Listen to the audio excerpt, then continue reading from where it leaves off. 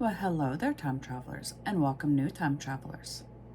As always, if you're new to this channel and enjoy learning about history, one event at a time, then don't forget to hit that like button, comment, and subscribe. Without further ado, let's get into it. Today we're going to start out in 1644, when at the Battle of Martzen Moor, parliamentary forces handed the Royalists their first major defeat in the English Civil Wars. 1776 is when, after a dramatic all-night ride, Delaware delegate Caesar Rodney arrived just in time to cast the decisive vote approving the Declaration of Independence. 1822 is when Denmark Vesey was hanged in Charleston, South Carolina, for planning the most extensive slave revolt in U.S. history. 1839 is when a slave rebellion occurred on the ship Amstead, and in their trial the following year, the mutineers, who were deemed to be kidnapped victims rather than merchandise, were acquired, a victory for American abolitionism. Moving on to 1881, when shot on this day, U.S. President James A. Garfield died several weeks later on September 19th.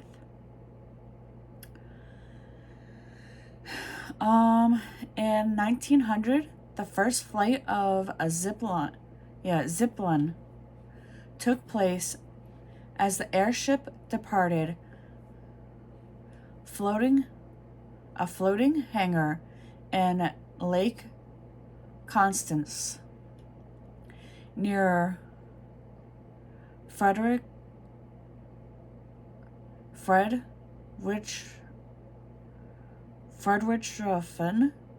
Germany.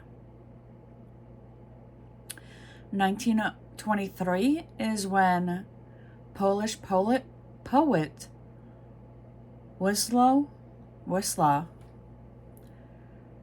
Szymborska, who rejected socialist realism, to pen intelligent and empathetic verse that explored philosophical and moral issues, for which she won the 1996 Nobel Prize for Literature, was born. 2 years later, in 1925, there were two events. The first was Patrice Lumumba, the first Prime Minister of the Democratic Republic of Congo in 1960, was born in Anlou, Belgium, Congo. And the second event is when Medgar Evers, an African American activist, whose murder in 1963 received national attention and made him a martyr to the cause of civil rights movement, was born in Decatur, Mississippi. 1932 is when U.S. President Franklin Delano Roosevelt coined the term New Deal in his acceptance speech for the Democratic presidential nominee. Now, with Franklin D. Roosevelt, we have spoke about him in my presidential vlogs. 1937 is when the airplane piloted by American aviator Amelia Earhart disappeared over the Central Pacific Ocean during her attempt to fly around the world. It was actually recently that they discovered her body. Off topic. In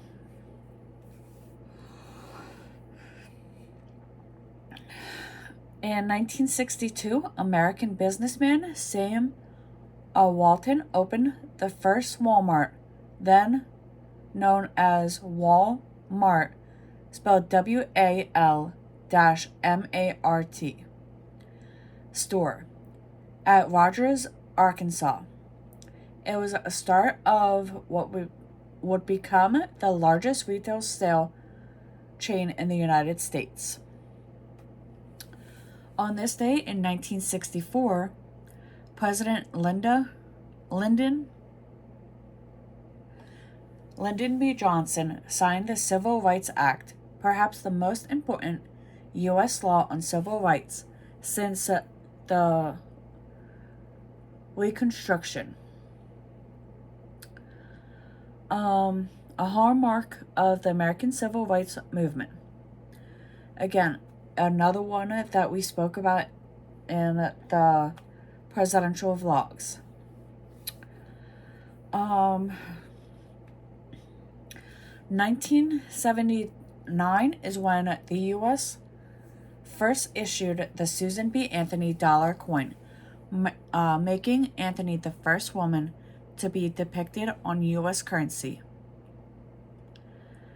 3 years before the turn of the century, in 1997, American actor James Stewart, who came to personify a decent, every man struggling to overcome difficult circumstances while rising to a heroic stature in the process, died at the age of 89. 2 years after the turn of the century, American aviator Steve Fossett became the first balloonist to circumnavigate the world alone. The following year, in 2003, the major accounting firm Ernst & Young reaches an agreement with U.S. Internal Revenue Service to pay $15 million in penalties for failing to properly register certain transactions. In 2008, more than 6 years after being taken hostage by FARC guerrillas, guerrillas, Colombian politician Ingrid Betancourt was freed during a rescue mission in which army soldiers posed as international aid workers.